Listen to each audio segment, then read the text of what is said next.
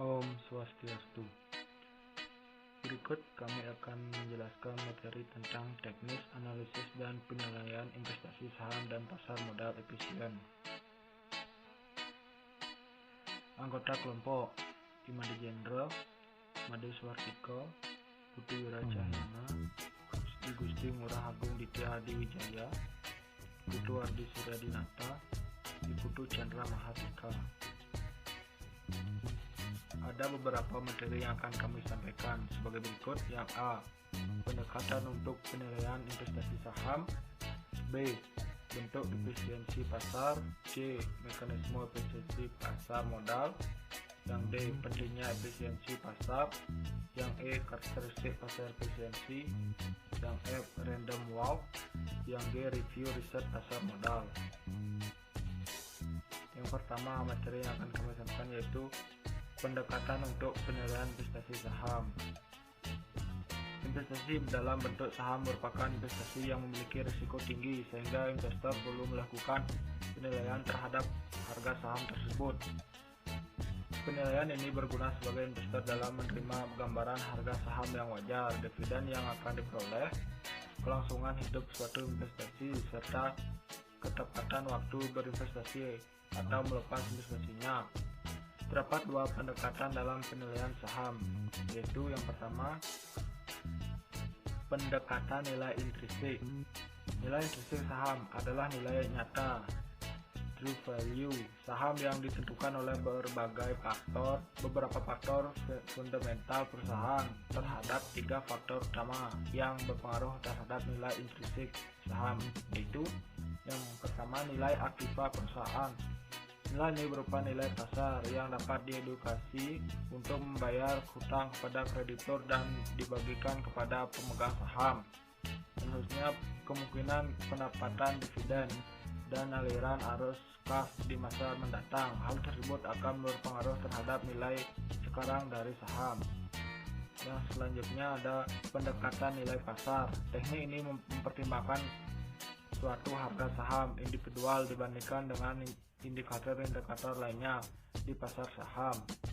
Pendekatan nilai pasar secara sederhana berkaitan dengan nilai pasar, bukan nilai intrinsik, terhadap empat aspek utama dalam penilaian saham, yaitu evaluation model, yaitu menghitung faktor-faktor utama yang mempengaruhi harga saham seperti tingkat suku bunga, earning, dividen, dan risiko yang dihadapi.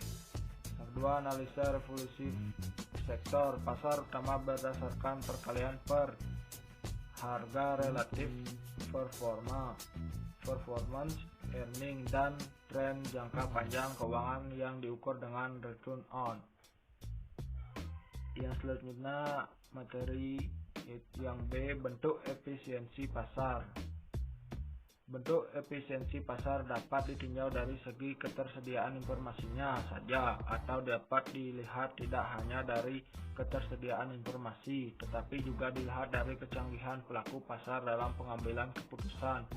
Berdasarkan analisis dari informasi yang tersedia, tiga macam bentuk utama dari efisiensi pasar berdasarkan tiga macam bentuk dari informasi itu, yaitu yang pertama ada efisiensi pasar lemah. Pasar dikatakan efisiensi dalam bentuk lemah jika harga-harga dari sekuritas tercermin secara penuh dari informasi masa lalu. Jika pasar bentuk lemah, maka nilai-nilai masa lalu tidak dapat digunakan untuk memprediksi harga sekarang, sehingga investor tidak dapat menggunakan informasi masa lalu untuk mendapatkan keuntungan yang tidak normal. Yang selanjutnya ada efisiensi pasar setengah kuat. Pasar dikatakan efisiensi setengah kuat jika harga-harga sekuritas secara penuh mencerminkan semua informasi yang dipublikasikan, termasuk informasi yang berada di laporan-laporan keuangan perusahaan. Yang selanjutnya ada efisiensi pasar bentuk kuat. Pasar dikatakan efisiensi dalam bentuk kuat jika harga-harga sekuritas secara penuh mencerminkan semua informasi yang tersedia, termasuk informasi privat. Ketiga bentuk pasar ini berhubungan satu dengan yang lainnya. Hubungan ketiga bentuk pasar ini berupa tingkat yang kumulatif. Tingkat kumulatif ini mempunyai implikasi bahwa pasar efisien bentuk kuat adalah juga pasar efisiensi bentuk setengah kuat, dan pasar efisiensi bentuk lemah implikasi indikasi selalu sebaliknya bahwa pasar efisiensi bentuk lemah tidak harus berarti pasar efisiensi bentuk setengah kuat. Selanjutnya ada mekanisme efisiensi pasar modal yang C. Dalam pasar modal terdapat dua cara penjualan saham, yakni pasar perdana primary market dan pasar sekunder secondary market. Pasar perdana adalah pasar di mana efek diperdagangkan untuk pertama kalinya sebelum dicatatkan di bursa efek. Saham atau efek yang pertama kali diperdagangkan biasanya ditawarkan oleh pihak penjamin emisi underwriter kepada investor melalui perantara pedagang efek. Perantara pedagang efek ini bertindak sebagai agen penjual saham. Proses penjualan perdana ini biasanya disebut dengan initial public offering atau bisa disingkat IPO atau penawaran umum perdana. Selanjutnya, pasar sekunder adalah pasar di mana efek-efek yang telah dicatatkan di bursa efek diperjualbelikan secara bebas. Dalam pasar sekunder ini, investor diberikan kesempatan seluas-luasnya untuk membeli atau menjual saham yang telah dicatat tersebut melalui perantara yang disebut dengan pialang. Yang D. Pentingnya efisiensi pasar. Pasar efisiensi digunakan untuk memperoleh biaya modal. Ini berarti perusahaan dengan aspek tinggi akan memperoleh modal pada harga yang wajar.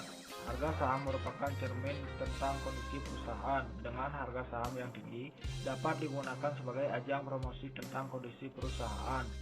Jika harga saham menaik sebagai langkah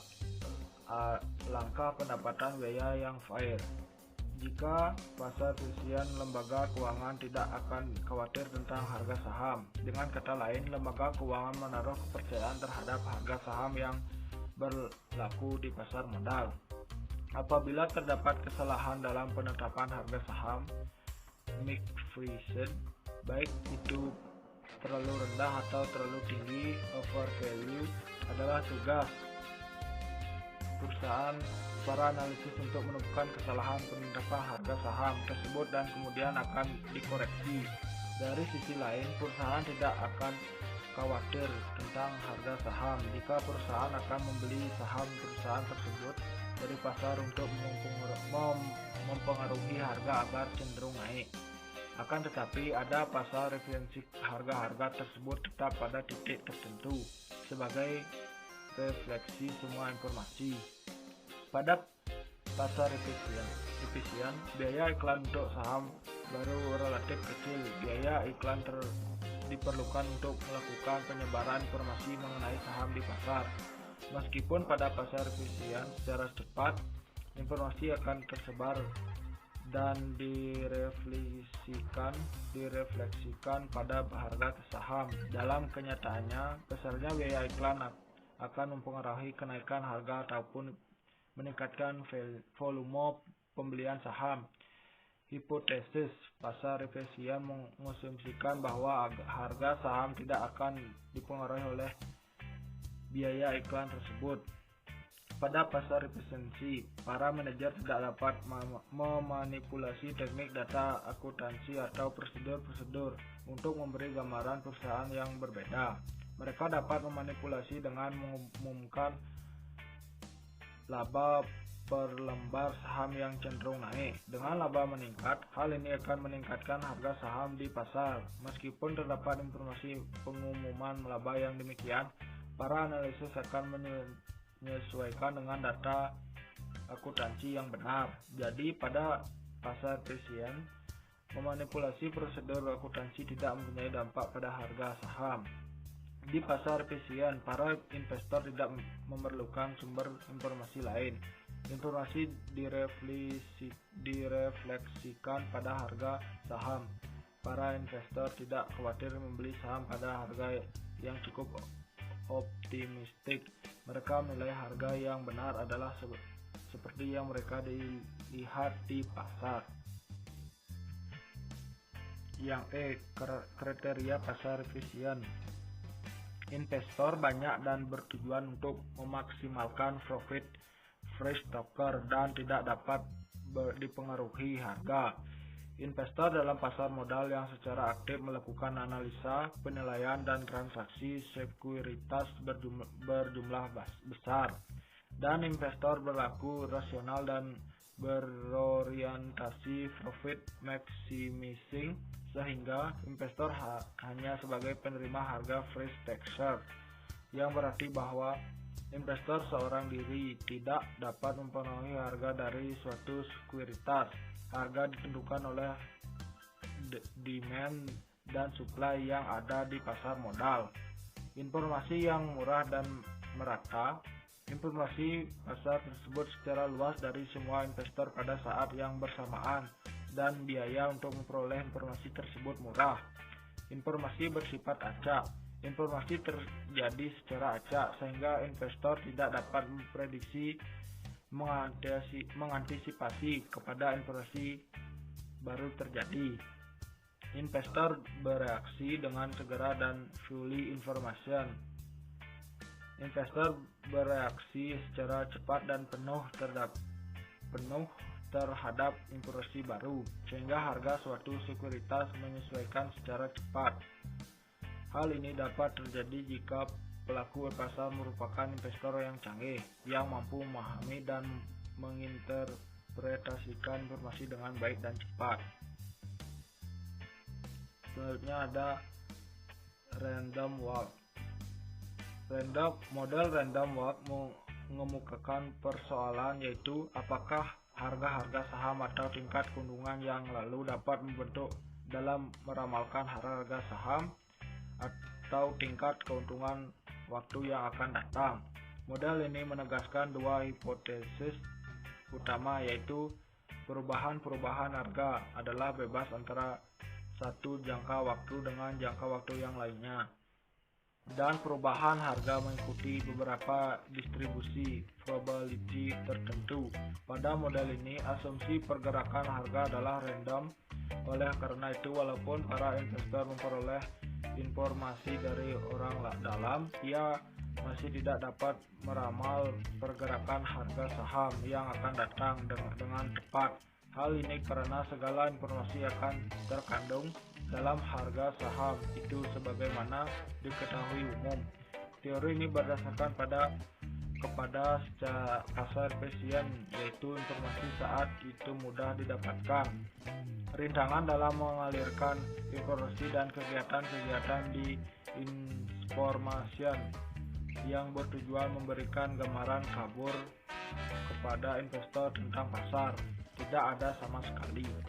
Memandang faktor ketidakpastian dan interpretasi yang berada dengan informasi yang sama sampai, maka harga tidak semestinya dengan nilai intrinsik saham itu. Keadaan seperti ini menyebabkan adanya perbedaan antara harga pasar dan nilai saham sebenarnya. Model random walk mulai dibicarakan pada tahun 1960-an dan seharusnya bermacam-macam studi empirikal dilakukan untuk membuktikannya. Selanjutnya yang G, review riset pasar modal.